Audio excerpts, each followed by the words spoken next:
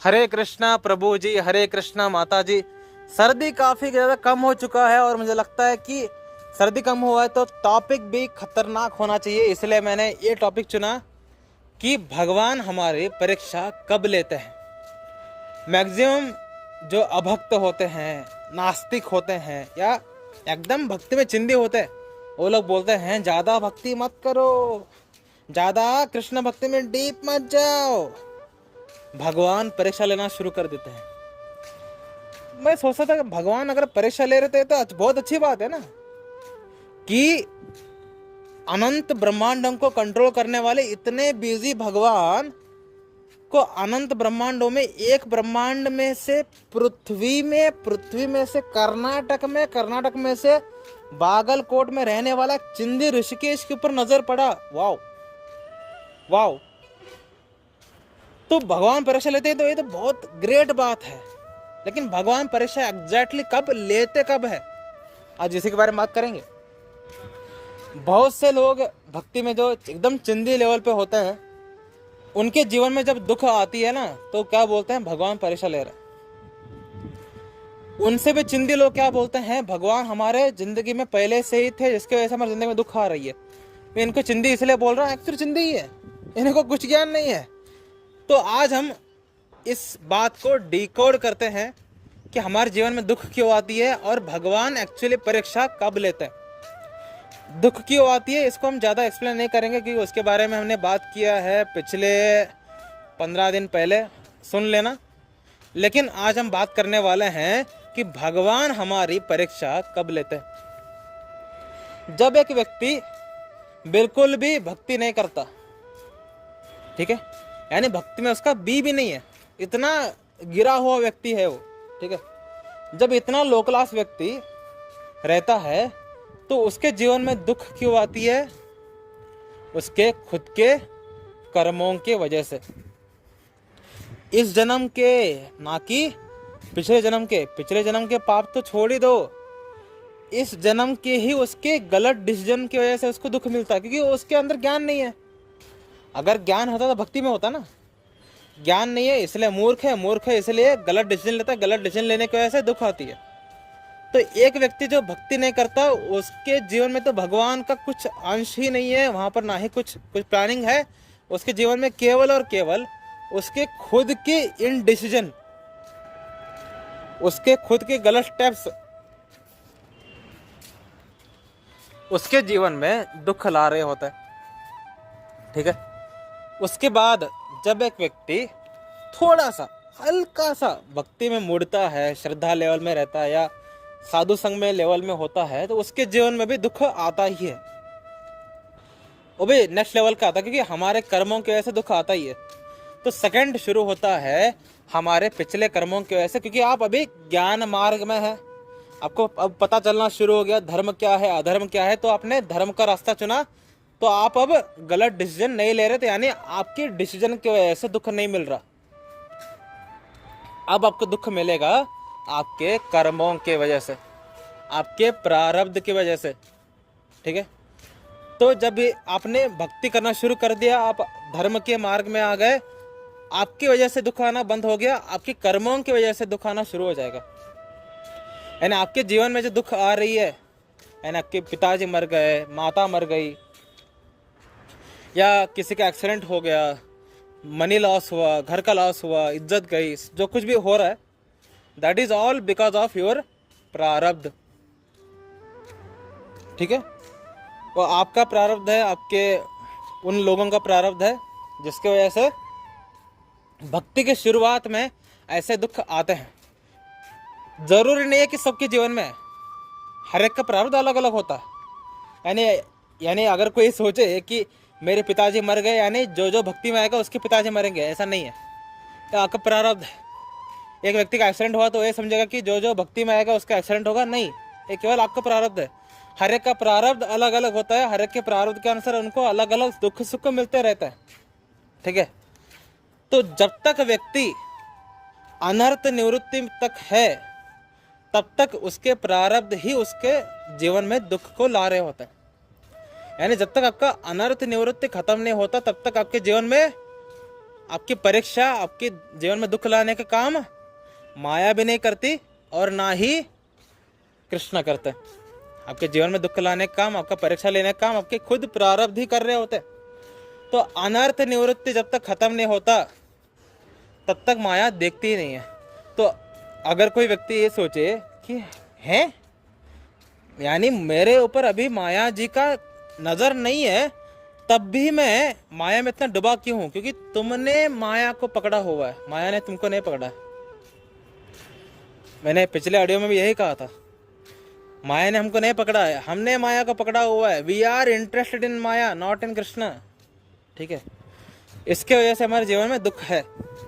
जैसे ही आप अनर्थ निवृत्ति क्रॉस करोगे, माया देवी को एक नोटिफिकेशन जाता है कि ऋषिकेश बासुतकर यानी मैं माहिष्मती साम्राज्य का क्या, मैं बाहुबली के मोड में आ गया। ठीक है, तो ऋषिकेश बासुतकर ने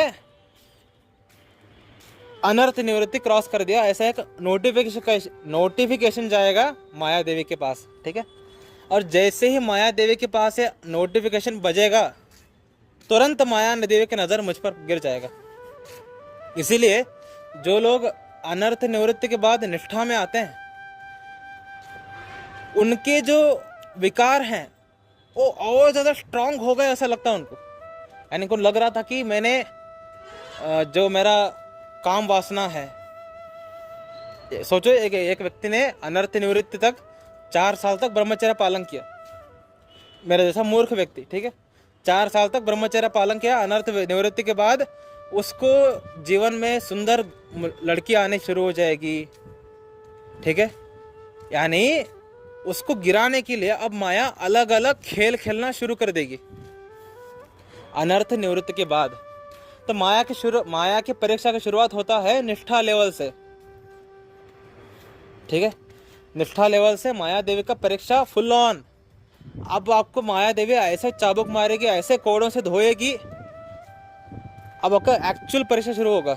और इस परीक्षा में जो एक्चुअली में स्ट्रांग होगा वो टिकेगा, बाकी के लोग गिर जाएंगे।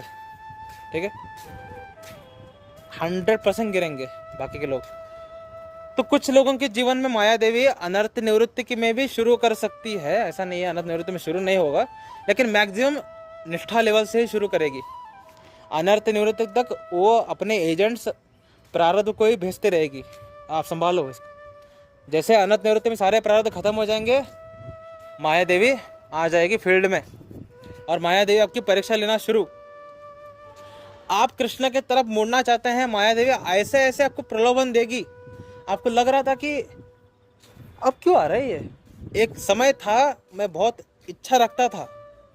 एक व्यक्ति बोल रहा होगा कि मुझे गर्लफ्रेंड्स का, सुंदर लड़कियों का बहुत आकर्षण था, कृष्ण भक्ति में आया, सारा आकर्षण खत्म हो गया, अब जा करके सुंदर लड़कियां मेरे गर्लफ्रेंड बनना चाहते हैं।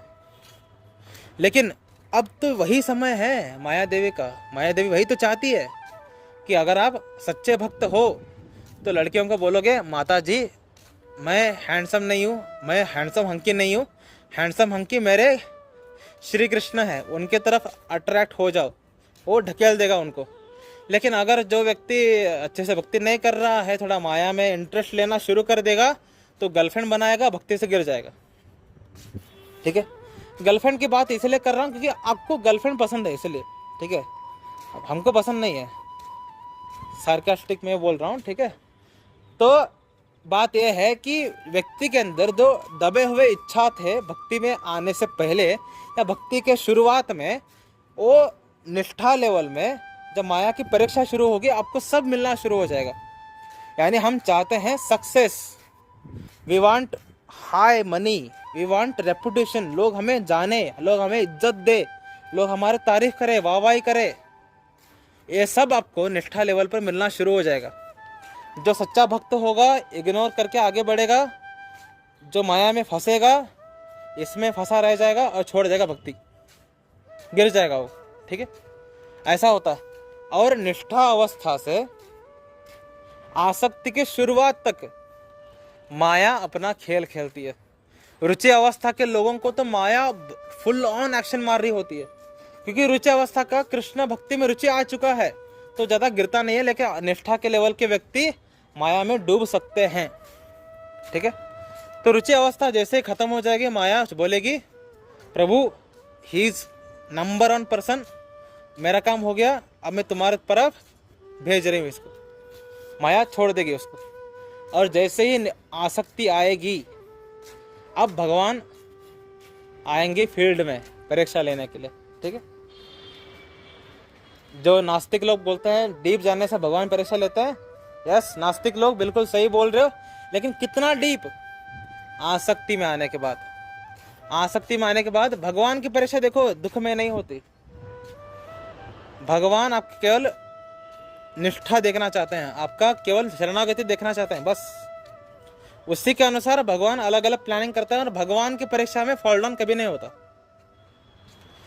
प्रारब्ध के परीक्षा में व्यक्ति गिर सकता है, ठीक है, माया के परीक्षा में व्यक्ति गिर सकता है, भगवान की परीक्षा में व्यक्ति का कभी फॉल डाउन नहीं होता, क्योंकि भगवान उसको और ज्यादा डीप करने के लिए परीक्षा लेते हैं। ठीक है, दुख आ सकती है, एब्सोल्युटली आ सकती है, आसक्ति में, भाव अवस्था में, लेकिन जो व्यक्ति अच्छा साधक होगा वो भगवान की तरफ और ज्यादा झुक जाएगा।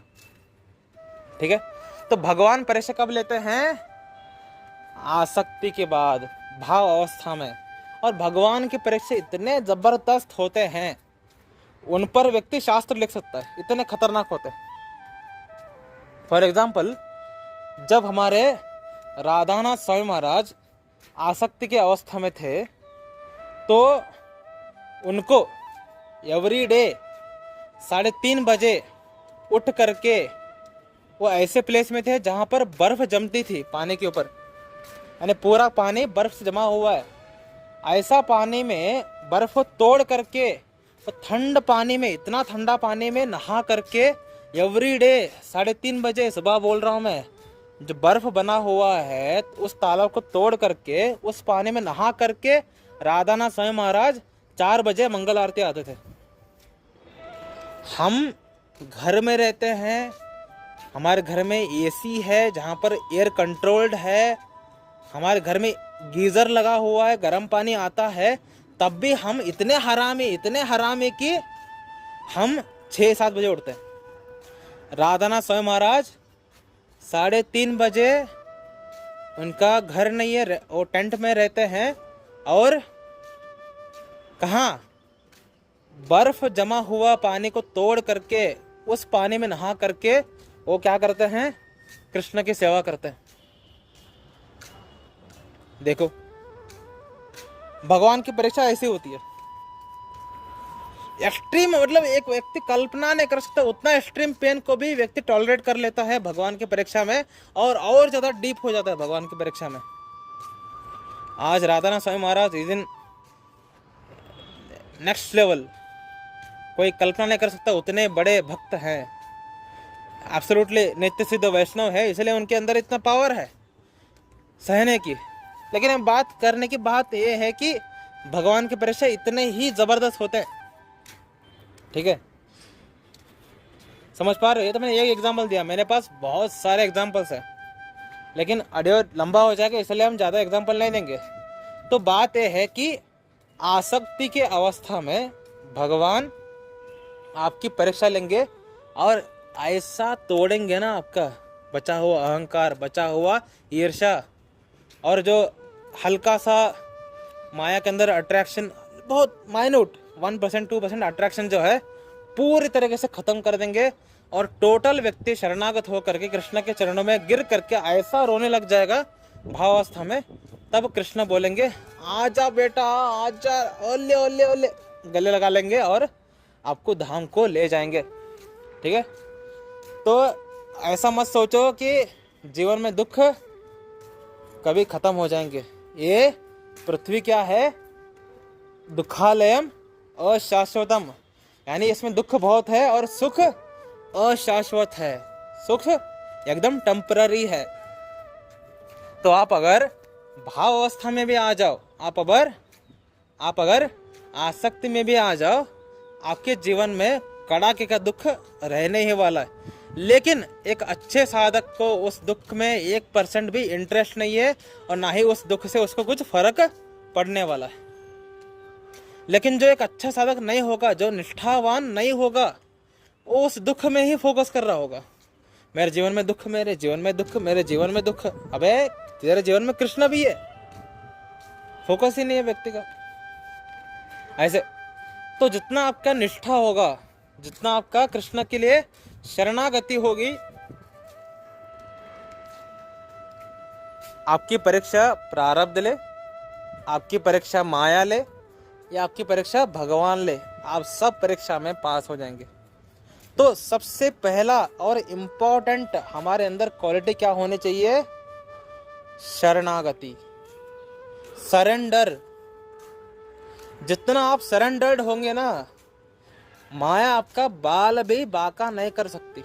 ठीक है, जितना आप सरेंडर नहीं होंगे कृष्ण के सामने, आप माया के लिए बहुत बेहतरीन शिकार हैं। ठीक है, समझ में आ रही है? तो चलते हैं अगले ऑडियो में। जय श्री कृष्ण।